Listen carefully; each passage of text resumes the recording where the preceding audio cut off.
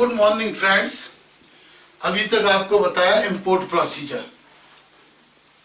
अब import procedure के अंदर हमने आपको बताया कि गुड्स इंपोर्ट के क्या क्या प्रोसीजर्स हैं, किस तरह गुड्स इंपोर्ट होता है और जो प्राइस होती है एसेसेबल वैल्यू, उस एसेसेबल वैल्यू में क्या क्या जोड़ा जाता है।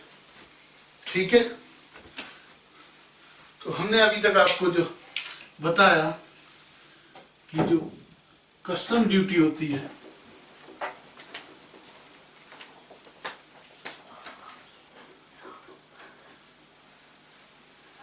इस custom duty equal to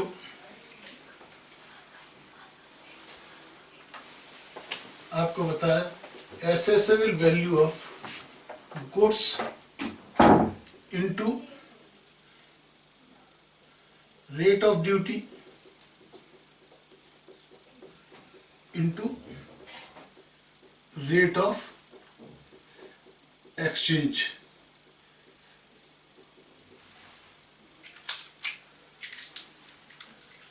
okay,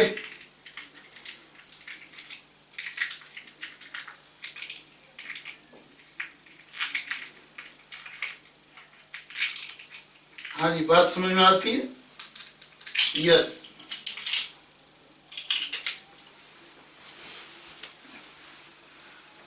लेकिन ये जो एसेसेबल, ये जो कस्टम ड्यूटी होती है, एसेसेबल वैल्यू या रेट ऑफ ड्यूटी, तो एसेसेबल वैल्यू तो हमने आपको बताई। क्या बताया कि जो भी खर्चा है, यानी एफओबी प्राइस जिसको हम कॉस्ट कहते हैं, इंश्योरेंस, फ्रेट, उसके बाद में इंश्योरेंस फ्रेट, लैंडिंग चार्जेस 1% के,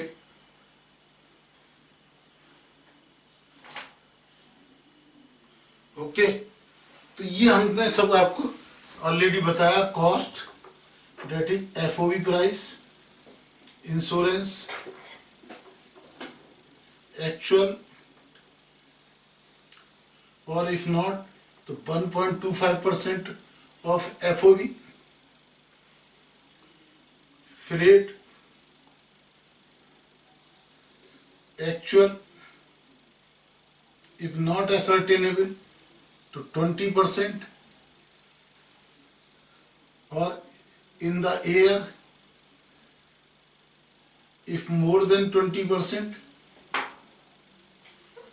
if more than 20% then 20%, okay. Plus हमने बताया लैंडिंग चार्जेस हर हालत में 1% ऑफ CIF, प्लस हमने आपको बताया बार्ज चार्जेस,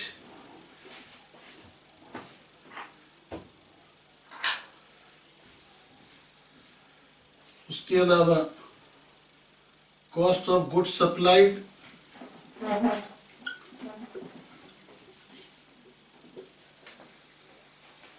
कंटेनर रेंट,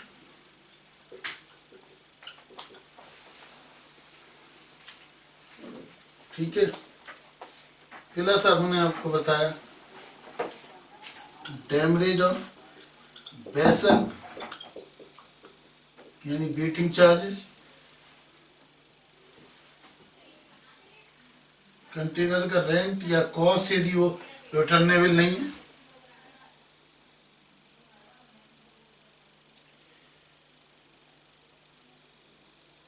ये सारी चीजें हमने आपको बताया।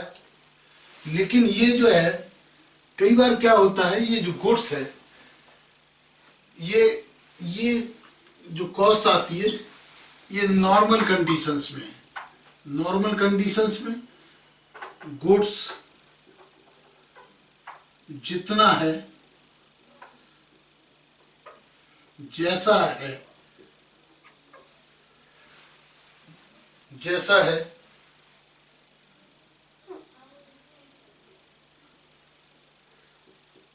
जो मिला और जब मिला, इनके बेसिस पे ये वैल्यू, ये अभी हम जो निकालते हैं ये मान के चलते हैं जो कॉस्ट में बिल में जितना लिखा है, जैसा लिखा है वैसा ही उसी फॉर्म में मिला है और राइट टाइम में मिला है, तो इसके बेसिस पे हम इसकी वैल्यू निकालते हैं। ठीक है। लेकिन कई बार क्या होता है, जितना गुड्स बिल में लिखा है उतना नहीं मिलता है, या जिस फॉर्म में जैसा है वो नहीं मिलता है, टूटा फूटा, डैमेज, डेटीरेटेड मिलता है, या उसका नेचर बदल चुका होता है। ठीक है। तो हमारे लिए कुछ आपको सेक्शंस आज पढ़ाएंगे कि इस केस के अंदर हम कस्टम ड्यूटी कैसे निकालेंगे। ओके। तो अब आप समझिए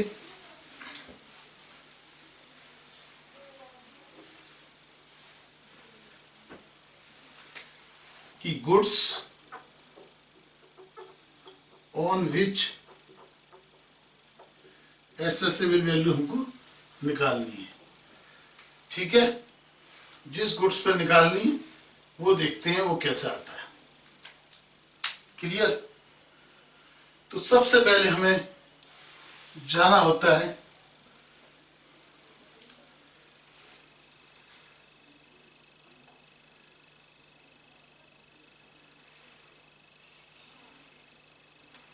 इसके लिए, सबसे पहले हम करेंगे जितना मिला,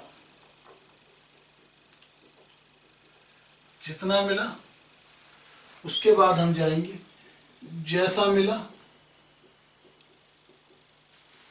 जो मिला,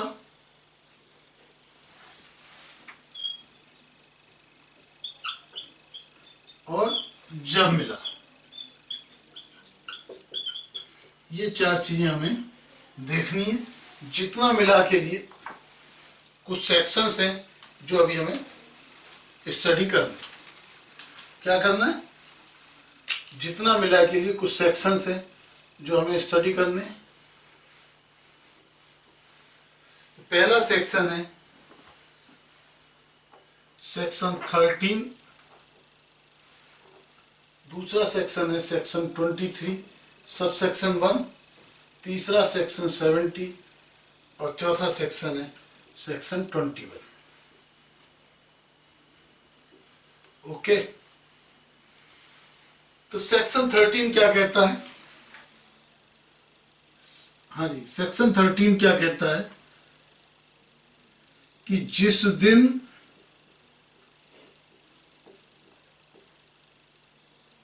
हाँ जी, जिस दिन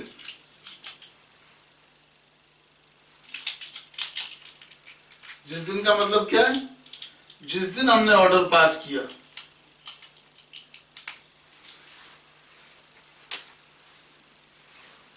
जिस दिन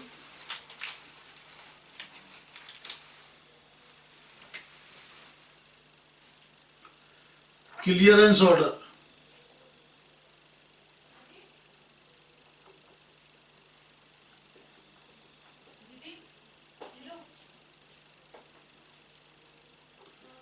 पास किया, उस दिन जितना मिला, उस दिन जितना मिला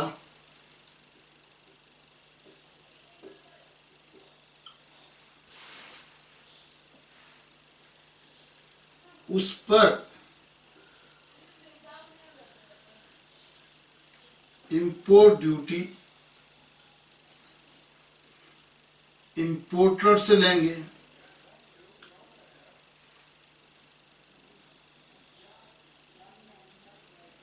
और लॉस या पिलफरेज की ड्यूटी के लिए सेक्शन 45 में कस्टोडियन लायबल होगा।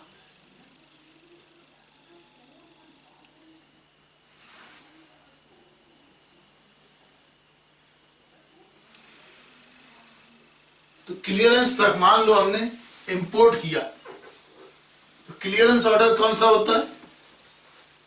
हाँ जी, क्लियरेंस ऑर्डर होता है ये कौन सा क्लियरेंस ऑर्डर की बात कर रहे हैं? क्लियरेंस ऑर्डर या तो 47 के अंदर होम कंजम्पशन के लिए या सेक्शन 60 के अंदर वेयर हाउसिंग के लिए, जब हमने क्लियरेंस ऑर्डर अपनी बिल ऑफ एंट्री फाइल करते हैं 46 में, तो आपको बताया था 47 या में होम कंजम्पशन के लिए और 60 में वेयर हाउसिंग के लिए जो क्लियरेंस ऑर्डर होता है, उस क्लियरेंस ऑर्डर की डेट तक जितना माल होता है उस पर सेक्शन 13 के अंदर, ठीक है, उस पर देगा। उस दिन तक के लॉस पर यदि कोई प्रिफरेज होती है, मान लो 100 केजी माल आया, लेकिन जिस दिन क्लियरेंस ऑर्डर था वो 10 केजी उसमें से चोरी हो गया या किसी तरह, तो ये 90 केजी रह गया, तो 90 केजी तक ही ड्यूटी देनी होगी। ओके, समझ में आया? अब दूसरा होता है 23(1). ये बात समझ में आई? लेकिन इस प्रिफरेज के अलावा यदि कोई लॉस होता है तो वो लॉस ये कहां तक है? 47 होम कंजम्पशन के लिए, लेकिन ये क्लियरेंस ऑर्डर तक होता है। लेकिन ये जो 23 है, 23(1) है, ये जो अल्टीमेट फाइनल क्लियरेंस के लिए, यानी ये कस्टम बैरियर क्रॉस करने तक है। ये क्या है? कस्टम बैरियर क्रॉस करने के लिए। यहां तो कस्टम बैरियर भी उसके तुरंत बाद हो जाएगा। यदि मान लो कोई और लॉस होता है, आग से आग लग जाती है या कोई भी एक्सीडेंट हो जाता है,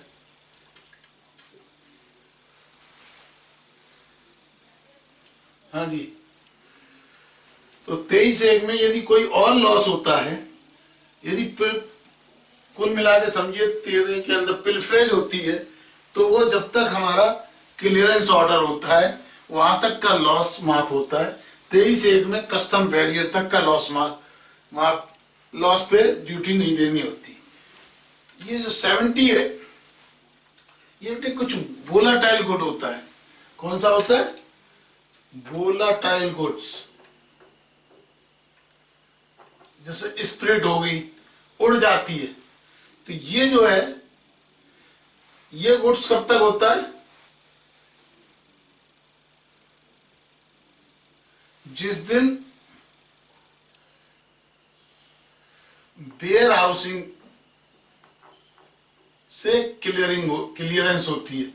वेयर हाउसिंग से क्लियरेंस, ये वोलाटाइल उड़ेगा तो क्लियरेंस वेयर हाउस में उड़ेगा। तो यहां पे क्या होता है? Order under clearance order under section 68 तक वोलाटाइल गुड्स की वजह से कोई लॉस होता है, तो यहां पर क्लियरेंस ऑर्डर वाले दिन जितना मिलेगा, तो सेक्शन 13 के अंदर क्या समझे आप? सेक्शन 13 कहता है क्लियरेंस ऑर्डर वाले दिन जितना माल होगा उस पर ड्यूटी देनी पड़ेगी। वाले दिन पर जितना माल होगा उस पर ड्यूटी देनी पड़ेगी। 23(1) कहता है जिस दिन बैरियर से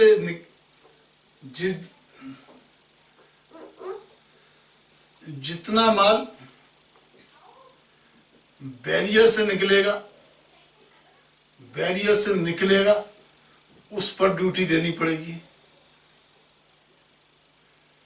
उस पर ड्यूटी देनी होगी। 70 कहता है जितना वेयर हाउस से निकलता है उस पर देनी होगी। समझ में आया? जब वेयर हाउस से निकलता है क्लियरेंस ऑर्डर अंडर से सेक्शन 68, और सेक्शन 21 के अंदर क्या होता है? जो माल तैरता हुआ, तैरता हुआ लाया गया या खुद आ गया, यानी जेटिसन वाला माल फ्लोट होके आ गया। क्या होता है, कई बार ओवरलोडेड की वजह से किसी जगह पे ऐसा होता है कि समुद्र से जहाज को बचाने के लिए माल बाहर फेंकना पड़ता है। अब वो माल बाहर फेंकने के बाद हो सकता है कि वो डूब जाए, तो उस पर ड्यूटी नहीं लगेगी। लेकिन कई बार वो माल तैरता हुआ कहाँ आ जाता, फ्लोट्स कहते हैं उसको, तैरता हुआ किनारे पे आ जाता है। तो जो तैरता हुआ जो माल आ जाता है फ्लोट्स, तो तैरते हुए में जरूरी नहीं कि सारा आ जाए, तो जितना माल 21 में जितना माल तैरता हुआ आ जाता है उतने माल पर ड्यूटी लगेगी, जो लॉस हो गया उस पर नहीं। हाँ जी, समझ में आया कि जितना मिलेगा, मतलब 13 के अंदर जिस दिन वो क्लियरेंस हुआ, चाहे होम कंजम्पशन के लिए या वेयर हाउस के, उस दिन तक की फिल्फरेज घट जाएगी। 23 के अंदर यदि कोई और लॉस होता है तो जिस दिन कस्टम बैरियर से माल निकला उस दिन तक का लॉस घट जाएगा। यदि वोलाटाइल गुड्स है जो उड़ता है या नुकसान होता है, तो जिस दिन वेयर हाउस से निकलेगा उस दिन तक का घट जाएगा। और जो तैरता हुआ जो माल आ रहा है सेक्शन 21 के अंदर, तो जितना माल आएगा उस पर ड्यूटी मिलेगी, ड्यूटी लगेगी। समझ में आया? ओके।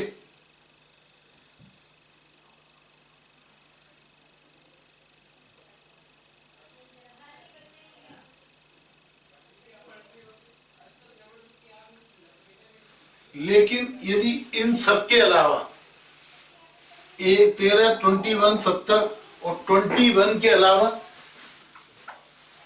किसी और वजह से लॉस हुआ,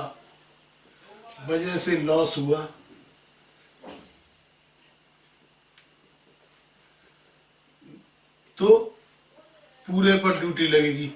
यदि कोई लॉस इन सेक्शंस में कवर नहीं होता तो पूरे पर ड्यूटी लगेगी। ये आपको समझना है। हाँ जी, बात समझ में आती है? हाँ जी। अब आती है जैसा मिला के लिए आपका सेक्शन 22 कहता है। जैसा मिले के लिए क्या कहता है? सेक्शन 22। ये सेक्शन 22 क्या कहता है? मान लो सेक्शन 22 क्या कहता है? मान लो हम कोई कार मर्सिडीज खरीद के लाए। कौन सी कार लाए? मर्सिडीज कार हम ये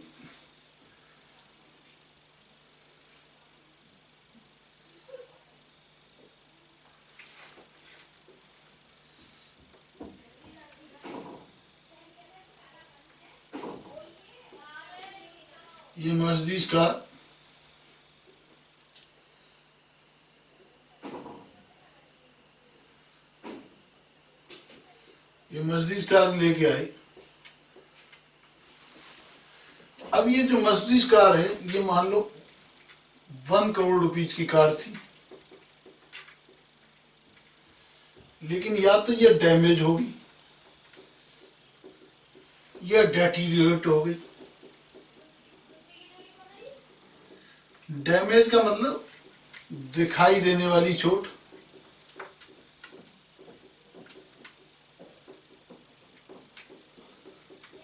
डेटीरियोरेट का मतलब अंदर इंजन सीज हो गया,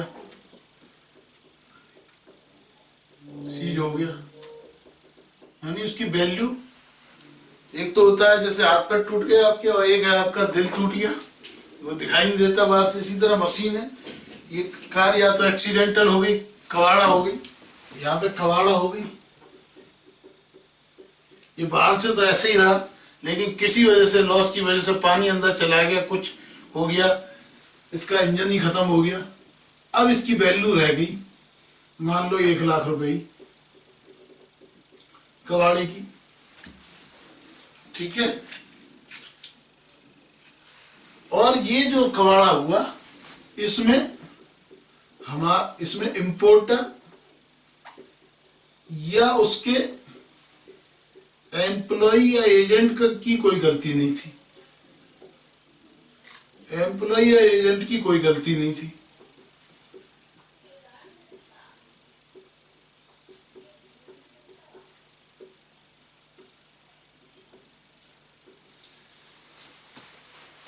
ये जो हुआ किसी एक्सीडेंट की वजह से हो गया, तो उस केस के अंदर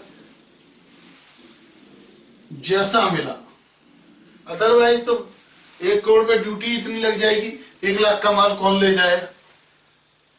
तो वो क्या कहते हैं, उस केस में एसेसेबल वैल्यू क्या होगी, जैसा मिला, जितनी वैल्यू है, ठीक है।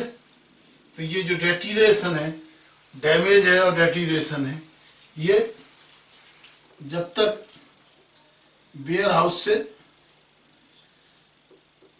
क्लियरेंस होती है तब तक यदि कोई नुकसान होता है तो ड्यूटी हमारी केवल उसी अमाउंट पर लगेगी जो उसकी वैल्यू रह गई है।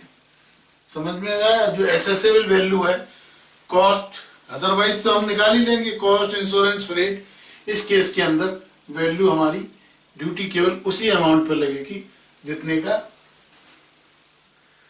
आज उसकी एसेसेबल वैल्यू रह गई है। ओके, लेकिन बस इसमें ये है हमारे एम्प्लॉय की कोई गलती नहीं होनी चाहिए, ठीक है।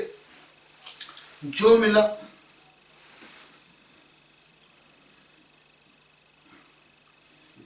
से मतलब है कई बार कोई केमिकल है, या समझ लिए मिल्क है, मिल्क दही बन, दूध इंपोर्ट किया वो दही हो गया,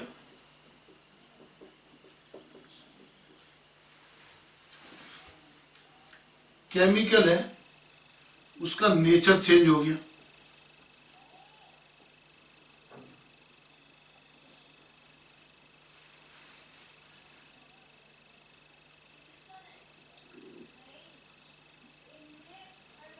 कोई चीज लिक्विड लिया था रास्ते में सूख के, अब वो जो है सॉलिड ही रह गया, तो उसका नेचर चेंज हो गया। तो नेचर चेंज होने के बाद में उसको एसेस किया जाएगा, ठीक है। सेक्शन 65 कहता है कि उसकी जो कस्टम ऑफिसर है वो वैल्यू करेगा। तो रियल जो हम निकालते थे कॉस्ट प्लस यानी FOB price plus insurance plus freight plus landing charges plus container charges plus demurrage plus bar charges, वो सब ना लग के इसका जो वैल्यू होगी वो लिया जाएगा, ठीक है, अंडर सेक्शन 24। हाँ जी, बात कुछ समझ में आ रही है। हाँ जी,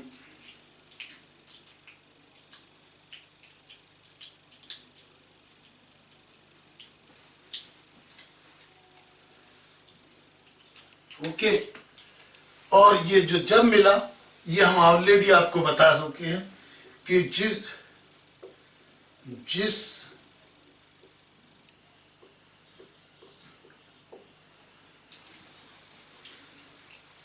जिस डेट को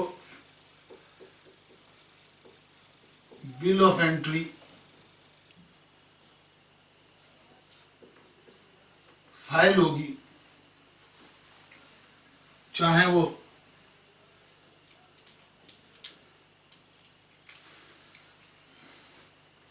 जो भी एंट्री फाइल होगी बिल ऑफ 46 के अंदर, चाहे वो होम कंजम्पशन के लिए या वेयर हाउसिंग के लिए, जिससे कि 46 से ऑर्डर 47 का और 60 का, दोनों ही केस में जो एंट्री फाइल हुई उस डेट की तो ली जाएगी rate of duty and rate of exchange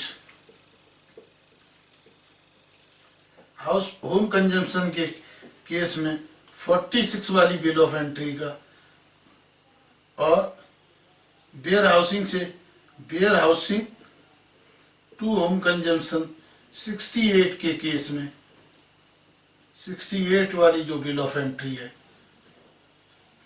यानी यहाँ सफेद कलर की या हरे कलर की, ठीक है। यहाँ चाहे सफेद हो या पीला हो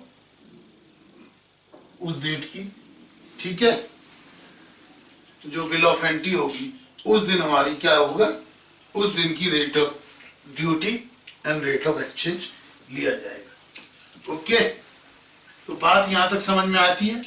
हाँ सर, तो ये आप समझिए। तो अब हम आपको इसके बाद में बताते हैं रेट्स के बारे में, ठीक है। अब हम आपको बताते हैं, आपने अब तक समझ लिया कितने माल पर लगेगी और कितने माल पे लगेगी और उसका वैल्यूएशन कैसे होगा। ये दो वैल्यूएशन हम पहले बता चुके हैं, और ये हमने बता दिया कितनी क्वांटिटी पे लगेगी।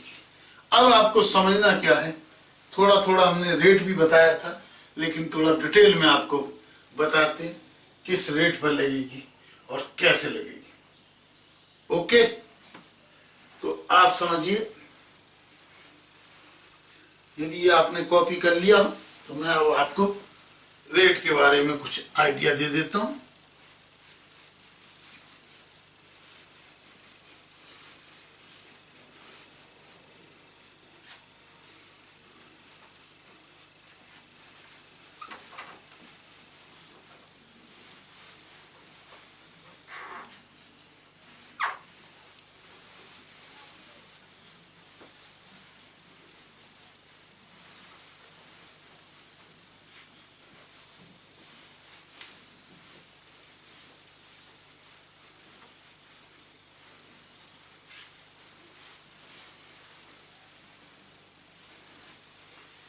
अब हम रेट के बारे में आइडिया देते हैं।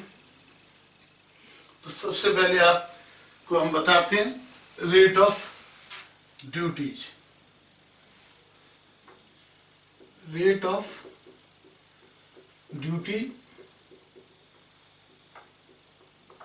हाँ, तो रेट ऑफ ड्यूटी के लिए आपको 3 एक्ट हम आपको बताते हैं।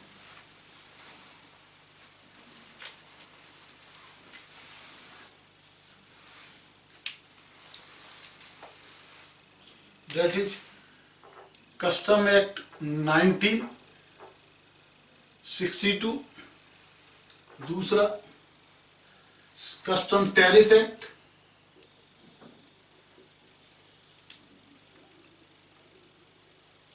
और तीसरा फाइनेंस एक्ट।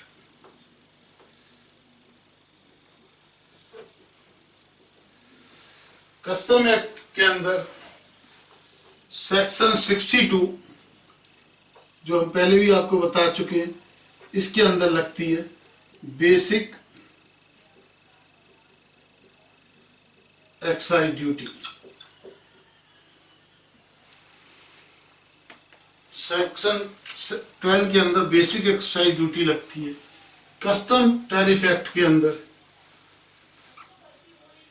जो लगती है वो लगती है सीवीडी। 3 तरह की सीवीडी लगती है।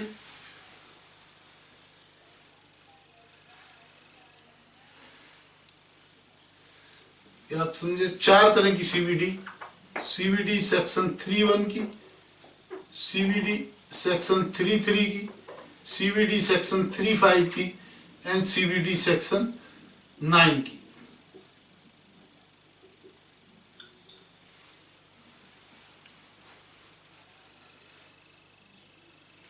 उसके बाद प्रोटेक्टिव ड्यूटी लगती है।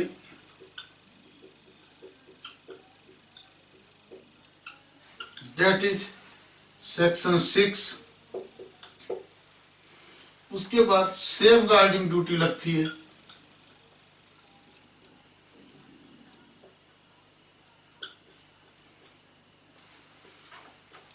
8B and 8C. 8B all countries,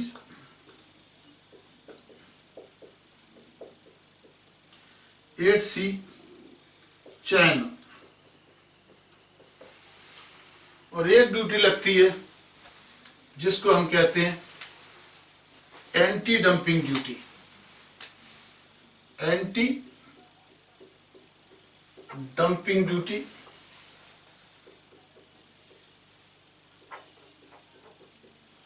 under section 9A। तो ये ड्यूटी लगती है। इसके अलावा फाइनेंस एक्ट के हिसाब से 2004 से आपको लग रही है एजुकेशन सेस, ये सब हम income tax, service tax 2% and 2007 से senior and higher education cess 1%, ये टोटल हमारी ड्यूटी लगती है। ओके,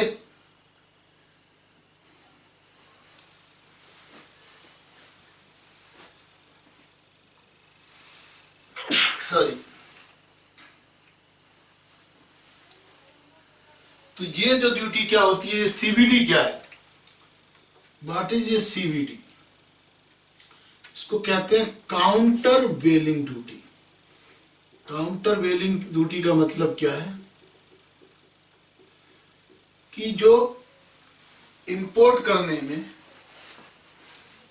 जो ड्यूटी, यदि उसी माल को हम मैन्युफैक्चर करते तो कुछ टैक्स लेते, एक्साइज लेते, वैट लेते, हाँ जी, एक्साइज लेते, वैट लेते या सर्विस टैक्स लेते, तो उसके एवज में, क्योंकि ऐसा है अदरवाइज क्या होगा, बाहर का माल सस्ता हो जाएगा। भाई बाहर से हमने एक गिलास खरीदा 100 रुपीज का, और यहाँ पर जो मैन्युफैक्चर कर रहा है 100 रुपीज को, उसको 20 रुपए ड्यूटी देनी पड़ रही है। तो यहाँ वाला का तो माल महंगा हो गया, तो डोमेस्टिक इंडस्ट्री खत्म हो जाएगी। तो इसलिए काउंटर वेलिंग ड्यूटी ली जाती है। ये जो 3(1) में ये जो भी एक्साइज ड्यूटी फिनिश प्रोडक्ट पर होती है, जितनी एक्साइज ड्यूटी होती है उतनी ड्यूटी, क्योंकि बाहर वाले माल पे हम एक्साइज ड्यूटी तो ले नहीं सकते, तो उसको क्या कहते हैं, मैन्युफैक्चरिंग। मैन्युफैक्चरिंग तो होती नहीं, तो क्योंकि हमने एक्साइज में पढ़ा था कि 7M हमने पढ़ाए थे कि मैन्युफैक्चरिंग इज मैंडेटरी, तो मैन्युफैक्चरिंग तो होती नहीं है, तो फिनिश गुड्स पे, प्रोडक्ट पे जो एक्साइज ड्यूटी देनी होती है वो हम 3(1) के अंदर ले लेते हैं। 3(3) के अंदर एक्साइज ड्यूटी जो हमने कुछ रॉ मटेरियल देने के लिए यूज की होती है, उसके एवज में हम ले लेते हैं। ठीक है, यदि रॉ मटेरियल इंपोर्ट किया है तो उस पर जो इंपोर्ट ड्यूटी हुई वो इसके अंदर नहीं आएगी, वो ड्यूटी ड्रॉबैक के अंदर आएगी। ये काउंटर वेलिंग ड्यूटी केवल किसके लिए होती है, एक्साइज के लिए, और किसके लिए होती है, और हमारी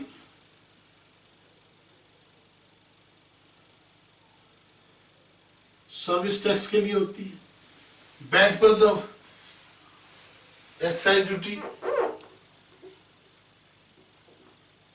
और वैट पे होती है।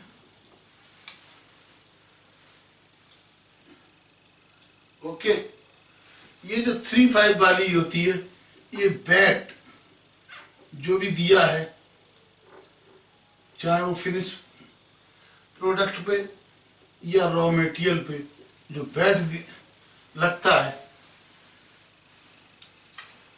ठीक है, उस वैट के एवज में। और ये जो सेक्शन 9 होता है, ये क्या होता है, ये सारे तो इंडिया के टैक्स हैं, ये इंडिया के टैक्स हैं, ये इंडिया के टैक्स है, ये इंडिया है, ये भी इंडियन है। अब सेक्शन 9 क्या होता है, कोई बाहर का कंट्री यदि एक्सपोर्ट के लिए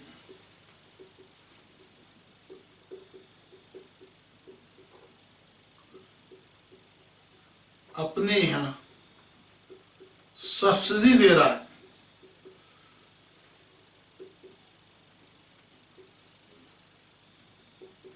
तो उसके बराबर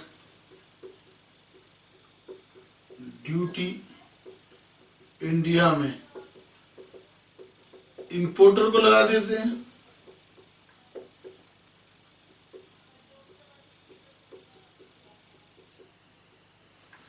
हाँ जी,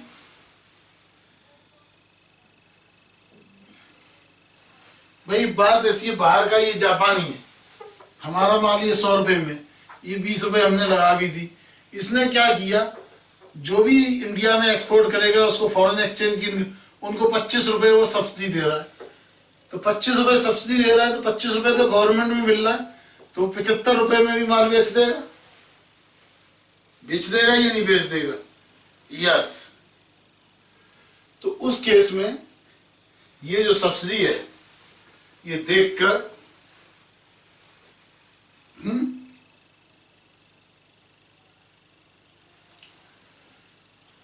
तो ये जो ड्यूटी है ये बराबर ड्यूटी लगाई जा सकती है।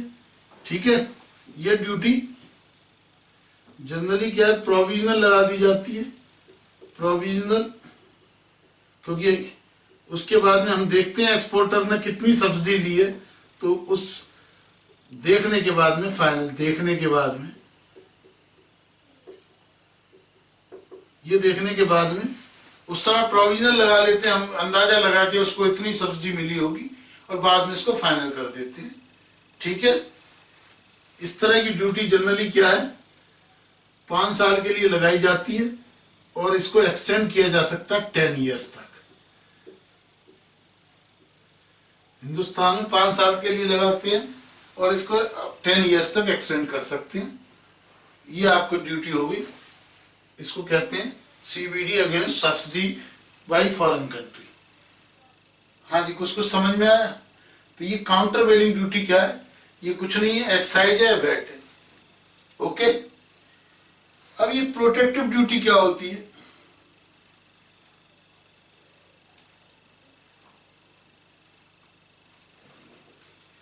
ये भाई क्या होता है, कई बार ऐसा होता है ये तो इनकी वजह से आ रहा है, कई बार अदर फैक्टर्स होते हैं, रॉ मटेरियल वहां सस्ता है, लेबर वहां सस्ती है, किसी वजह से इंडियन इंडस्ट्री उस चीज को compete नहीं कर पा रही, या वो माल या तो इंडिया में बन रहा है तो महंगा पड़ रहा है, या इंडिया बना सकती है।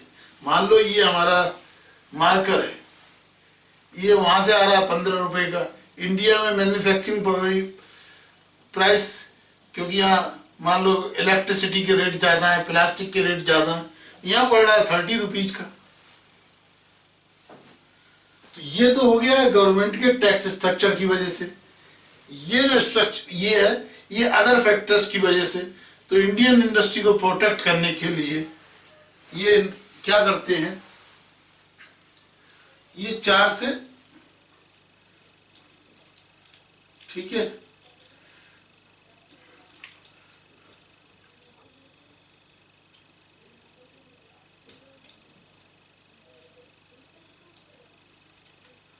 ये ड्यूटी लगा दी जाती है टू प्रोटेक्ट द इंडस्ट्री। तो इसकी जो है प्राइस, ये central government time to time, इसका फिक्स नहीं है, पर प्रोडक्ट वो देखेगी क्या प्राइस में डिफरेंशियल है, according to the price differential. Okay, ये SFM में आप पढ़ते हो, उसके बेसिस पे कैलकुलेशन की जाती है। अब ये next is safeguarding duty.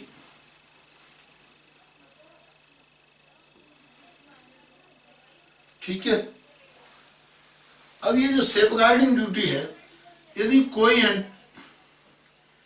Industry इस तरह है, उससे लगता है कि डोमेस्टिक इंडस्ट्री को इंजरी होगी, नुकसान होगा, तो ये 200 दिन तक के लिए प्रोविजनल लगाई जा सकती है और उसके बाद में देखते हैं कितना नुकसान होता है, उसके हिसाब से रिफंड या एडजस्टमेंट किया जा सकता है।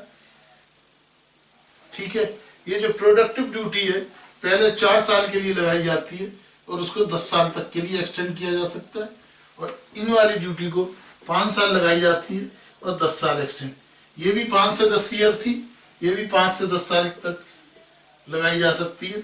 चाइना वाली जो ड्यूटी है, ये चाइना वाले आपको पता है ये मार्केट डिसरप्शन कर रहे हैं, तो उनके मार्केट डिसरप्शन से बचने के लिए इन पे भी वही सेम 5 से 10 साल तक की और सेम 200 डेज प्रोविजनल और इवन रेट्रोस्पेक्टिव इफेक्ट से भी ड्यूटी लगाई जा सकती है। ठीक है, और एंटी डंपिंग ड्यूटी कब लगाई जाती है? जब कोई country, any country is selling below cost, कोई बिलो कॉस्ट सेल कर रहा है तो उसको प्रिवेंट करने के लिए एंटी डंपिंग ड्यूटी लगाई जाती है। ये भी 5 साल के लिए लगाई जाती है और 10 साल तक एक्सटेंड की जा सकती है। हाँ जी, ये समझ में आया? ओके, तो ये सारी ड्यूटी लगती हैं। ये आपको समझ में आया कि क्या क्या ड्यूटी लगती हैं। ये कस्टम टैरिफ एक्ट के हिसाब से लगती हैं और ये बेसिक एक्साइज ड्यूटी सेक्शन 12 हमारे कस्टम एक्ट के हिसाब से लगती है। ये आपको पता ही है, इनकम टैक्स पे भी सेस लगता है, सर्विस टैक्स पे भी लगता है, यानी जो भी सेंट्रल की ड्यूटी है तो उन पे एजुकेशन सेस लगता है। तो यानी इस बेसिक पे भी प्लस 3% लगेगा, प्लस ये एक्साइज पे भी लगता है तो ये भी प्लस 3% हो जाएगी, ये भी प्लस 3% हो जाएगी। यहाँ बैट पे होगी या नहीं? बैट पे 0%, क्योंकि बैट पर तो ये स्टेट टैक्स है तो इसके ऊपर कस्टम एक्साइज नहीं लगता, तो इस बैट पे नहीं लगेगा। ये सब ड्यूटी इन एडिशनल है, तो इन ड्यूटी पर भी ये एजुकेशन सेस और सीनियर हायर एजुकेशन टैक्स नहीं लगता है। ठीक है, केवल किस किस पे लगता है? बेसिक एक्साइज ड्यूटी पे लगता है, ये बेसिक एक्साइज ड्यूटी नहीं थी, ये बेसिक कस्टम ड्यूटी थी, बेसिक कस्टम ड्यूटी पे लगता है, ईडी पे एक्साइज ड्यूटी पे लगता है, एक्साइज ड्यूटी पे लगता है। ठीक है, ये बैट पर नहीं लगता है। ओके, तो एक्साइज ड्यूटी का मतलब क्या है? इवन सर्विस टैक्स भी कोई होता है, सर्विसेज उस पर प्रोवाइड की जाती, तभी वो एक्साइज ड्यूटी के और सर्विस टैक्स एक ही एक्ट उसको मैनेज करता है। तो ये आपको समझ में आया ड्यूटी का कुछ कुछ सिस्टम। हाँ जी, तो ये हमें समझ में आना है। बेसिक कस्टम ड्यूटी पे लगता है, बेसिक 12%, सेक्शन 12 के अंदर बेसिक कस्टम ड्यूटी लगती है। उसके अलावा काउंटर वेलिंग ड्यूटी लगती है। ठीक है, यदि कोई कंट्री सब्सिडी दे रहा है तो सेक्शन 9 के अंदर हमारी काउंटर वेलिंग ड्यूटी अगेंस्ट सब्सिडी लगती है। उसके अलावा प्रोटेक्टिव ड्यूटी भी गवर्नमेंट स्पेसिफाई करती है। ठीक है, 4 साल से 10 साल तक उसको एक्सटेंड कर सकती है। ओके, सेफ गार्डिंग ड्यूटी लगती है ऑल कंट्रीज की 8B के अंदर, चाइना की 8C के अंदर। ये प्रोविजनल ड्यूटी हो सकती है, ये भी प्रोटेक्टिव ड्यूटी भी प्रोविजनल हो सकती है। और एंटी डंपिंग ड्यूटी 9A के अंदर लगती है। कब लगती है? जब कोई country below selling price goods sell कर रहा है। हाँ जी, बात आती है कुछ कुछ समझ में? हाँ जी सर, अब हम आपको थोड़े से और आपको प्रोविजंस बताते हैं।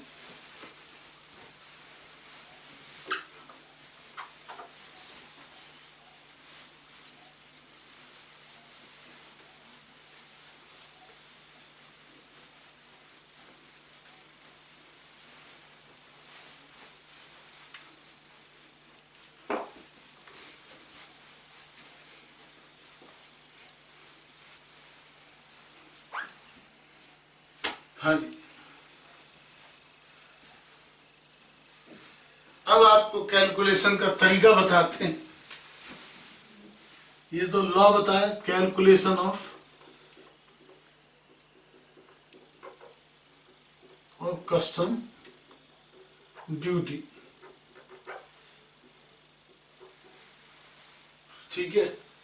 तो सबसे पहले हमें निकालनी है एसेसिबल वैल्यू अंडर सेक्शन 14(1) और 14(2), ठीक है।